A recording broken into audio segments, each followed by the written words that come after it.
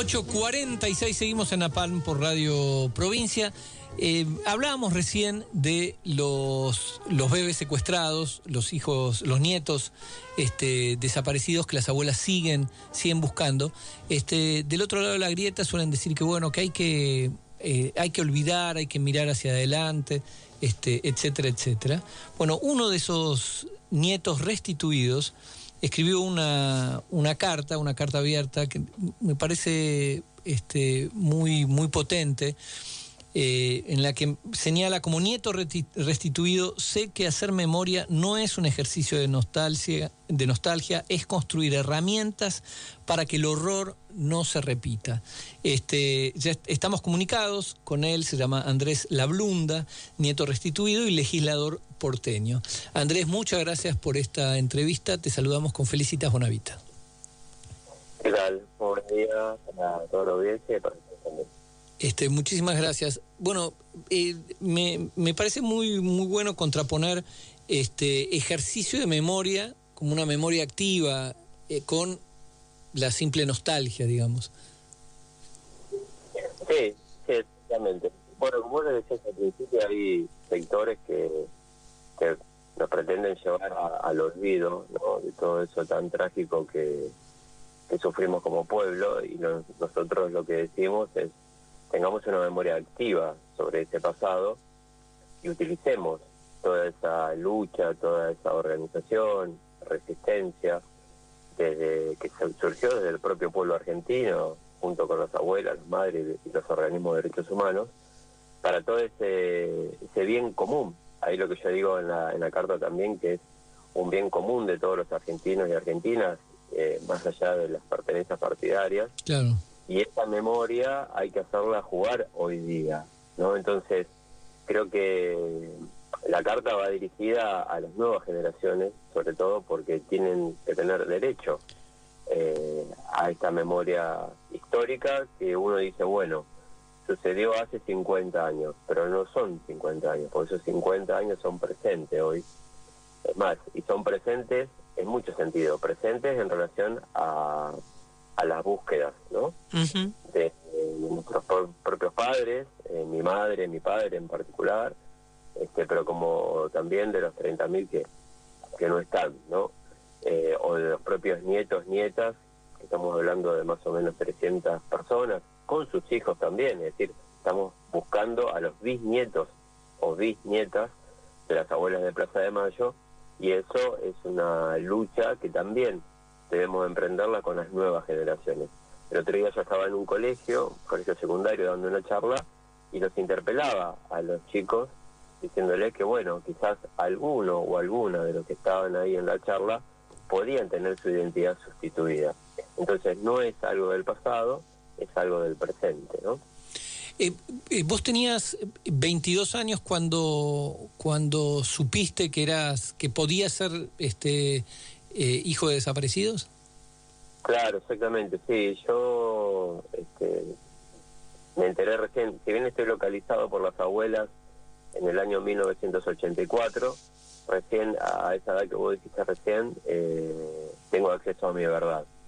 Así que yo me crié durante 22 años pensando que era una persona que no era, pensando que mi mamá era mi mamá y no lo era, que mi papá era mi papá y no lo era, y así toda mi familia y todos mis vínculos y todos mis afectos habían sido construidos en base a una mentira, ¿no? Si bien la familia que me crió no estaba vinculada con las Fuerzas Armadas, era una familia vecina al momento, claro, donde fue el secuestro y que me recibe, no tuvieron las herramientas, no supieron. Yo los considero también víctimas en un punto de la dictadura, y no me dijeron la verdad, ni que era adoptado, que es el dolor más grande que sentí cuando me enteré, y después que era hijo de desaparecidos. Uh-huh. Entonces, hoy, gracias a la lucha de las abuelas, la identidad es un derecho, ¿no? En ese momento no era así, y se justificaba de mil maneras eso. Claro. Pero la identidad es algo es que la identidad no es algo solo de una persona, no es algo individual, es algo colectivo. Stella siempre lo dice, que cuando la identidad de una persona está en duda, la identidad de todos también lo está. Entonces de ahí el compromiso en la búsqueda de la identidad y la verdad de los nietos que faltan, ¿no? Estaba mirando hoy, buen día Andrés, estaba mirando en la tapa de los diarios, me parece importante esto, ¿no? Entender que la dictadura es algo que nos sucedió a todos, claro, en la República Argentina, y que la responsabilidad, el ejercicio de la memoria, de exigir justicia, también es algo que nos atañe a todos. Pero veía la tapa de La Nación y de Clarín, que tiene hoy un título al margen en ambos casos, en donde dicen: Plaza de Mayo, epicentro de marchas de la oposición, habrá columnas de derechos humanos, PJ izquierda. El otro diario dice: 50 años del golpe, el kirchnerismo, la izquierda marchan divididos a Plaza de Mayo. Digo, parece que fuera solo a un sector de la sociedad al que le importara hoy, a 50 años del golpe de Estado, bueno, marchar y tener viva la memoria, ¿no? No, por eso yo ahí en la carta hacía mención que la memoria es un bien común, es un patrimonio de todos los argentinos y argentinas, que las nuevas generaciones tienen que tener acceso, y obviamente los cómplices de la dictadura. Yo en la carta también señalaba las huellas que persisten hoy, y lo decía no solamente con los familiares que nos faltan, los nietos que debemos encontrar, sino, por ejemplo, también persiste en la estructura económica y monetaria en la Argentina, en el endeudamiento permanente, cíclico, y que nos condiciona nuestro futuro, en la fuga de capitales. Lo vemos en las políticas represivas que lleva adelante Bullrich, siempre este intento de corrimiento de lo represivo para justificar modelos socialmente inviables como el del presente, que es igual al de la dictadura. Entonces, de ahí también la reflexión, es decir, la memoria para tratar de desarticular estas huellas tan profundas que quedaron marcadas en nuestro país y que inciden y nos marcan el destino hoy y nos pretenden marcar el futuro. Entonces decimos, bueno, ante eso, reflexión, memoria, y sobre todo una memoria activa que nos permite interpelar y sobre todo organizarnos desde esa experiencia tan maravillosa construida por parte de las abuelas y las madres, y empezar a conjugar a la memoria, como decía él, memoria y qué, memoria y cómo, memoria y para dónde. Esa memoria tiene, para mí, y ahí también lo dejo en la carta, tiene que estar conjugada con el principio de justicia social, que está muy cuestionado hoy, tiene que estar conjugada también con los valores democráticos, tiene que estar también anclada en la cuestión de la soberanía cognitiva, que se habla muy poco, y hoy estamos brutalmente atacados por una cantidad de datos y nuevas tecnologías que nos impiden tener un pensamiento crítico y definir qué es lo importante y qué no. Bueno, por eso la memoria tiene que tener una cuestión activa y vinculada con los problemas del presente. Entonces la reflexión de la carta es eso: bueno, a las nuevas generaciones, acá hay una memoria que es un bien común, y debemos hacer no solamente un ejercicio de nostalgia en relación a un pasado que ya pasó, sino que tenemos que hacerlo jugar en el presente y en el futuro. Esa es un poco la idea. Estamos conversando con Andrés Lablunda, nieto restituido y legislador porteño.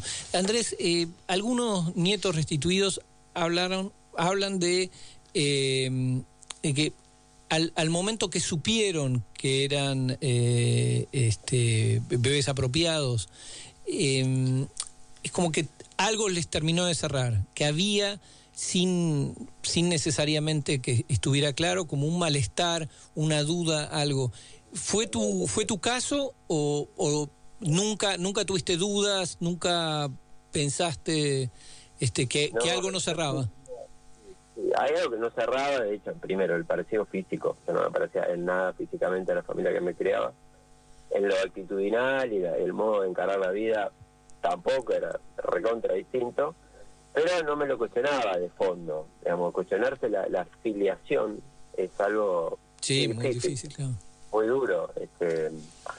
Entonces, cuando mi prima, que fue una prima biológica mía que me lo cuenta, Carolina Lablunda, yo en ningún momento dudé de lo que me estaba diciendo. Yo asumí como una verdad absoluta que lo que me estaba ella diciendo era la verdad. ¿Por qué? Porque tenía dudas, pero no me las cuestionaba, ¿no? Claro. No indagaba ni iba a fondo. Yo me entero allá por el año 99, impunidad, audiencia de vida, punto final, los milicos en la calle, por algo será, el algo habrán hecho, era moneda corriente. Yo cuando me entero era un hijo de subversivos, así me definía. Claro. Me acuerdo, yo vivía en Mar del Plata. Mar del Plata es una comunidad muy conservadora. Bueno, estamos en Radio Provincia, que incluye a Mar del Plata. De hecho tiene la presencia de las tres fuerzas. Yo vivía en la zona del puerto de Mar del Plata, muy influenciada por la base naval de Mar del Plata. Bueno, en esa cultura yo me estaba criando. Me acuerdo que lo primero que me decían mis amigos, bueno, eso está, ya fue, ya está, vos tenés a tus padres, por mis padres de crianza, ellos te quieren, te dieron todo, tenés que quererlos, mirá cómo los vas a dejar. Por un momento yo me planteé, bueno, ¿qué hago? Bueno, a mí después, posteriormente, pasados 3 o 4 años, me vine a Buenos Aires, para el año que es donde nací y donde soy, para el año 2002, me vine a Buenos Aires, había terminado de estudiar, y se da un hecho milagroso, les digo yo, o no tan milagroso, que fue que mi padre había sido compañero de militancia de Néstor Kirchner en La Plata cuando Néstor se vino de Gallego a hacer abogacía, y no solamente de Néstor, sino de Alicia también. Y entonces me encontró acá en Buenos Aires con 25 años, recién recibido, y Néstor con la idea de ser presidente en el 2007. Después, bueno, la cosa se precipitó. Sí, se aceleró. Se aceleró y me encontró desde el 25 de mayo del 2003 siendo parte de un proyecto político que empezaba a gestarse, que no sabíamos si el otro año terminaba, pero que no pasó así, que Néstor en el 2005 ya consolidó, ganándole a Chiches. Bueno, no voy a ser tanto de la cuestión partidaria, pero bueno, después empecé a militar fuertemente en el kirchnerismo, si se quiere, y bueno, eso hizo también que yo pueda entender de primera mano, al ver lo que hacía Néstor, entender qué era lo que hacían mis padres, ¿no? Entonces, internamente eso me ayudó mucho a definir mi identidad, porque hasta ese momento yo seguía siendo Mauro, hasta que llega el año 2008 y yo internamente no aguantaba más, estaba muy dividido entre mis dos identidades. Tengo una charla con Estela Carlotto y le planteo, bueno, mirá, Estela, me está pasando esto, ¿qué te parece si en mi documento pongo Mauro Andrés Cabral Lablunda, que es nuestro apellido? Y Estela me dice, ¿pero qué haces? Es una ensalada lo que querés hacer.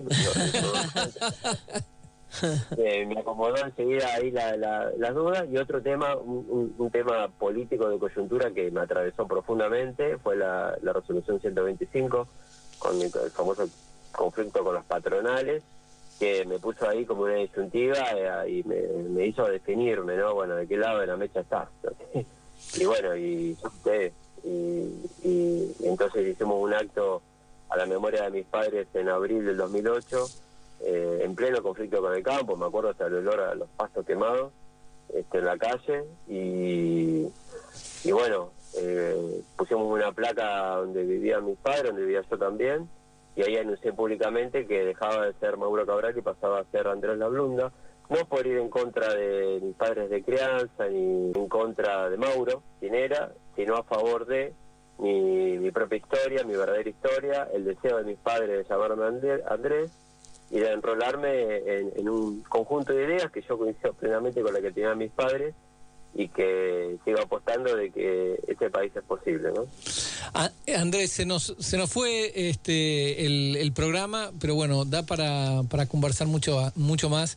En todo caso, muchísimas gracias por esta entrevista. Bueno, gracias a ustedes por tener la sensibilidad. Los conozco, sé que ustedes tienen mucha sensibilidad por el tema, pero es buenísimo que podamos dar charla un poquito, y a disposición cuando quieran charlar un poco más también. Gracias. Gracias. Andrés Lablunda, nieto restituido y legislador porteño.